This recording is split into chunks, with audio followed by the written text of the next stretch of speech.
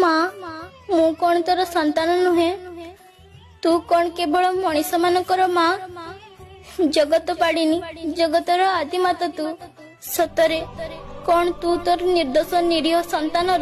रक्त बळी खुशी होई पुणी आउ गोटे संतान तू मानसिक पूर्ण करिथाउ हेले मु एक कथा जानिछि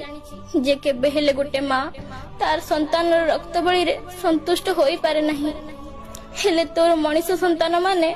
तते खुशी करिया पई बिना दोषरे हम मानकर रक्त बळी देई तते संतुष्ट करिथांती बोली कहिथांती हेले कहिलु माँ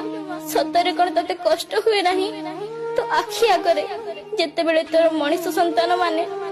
तोर निर्दोष निरीह संतान मानकर बेक कुअती निर्दोषर सहित काटी दियंती आम कष्ट आम जंत्रणा सतरे कोन तते अनुभव हुए नहीं।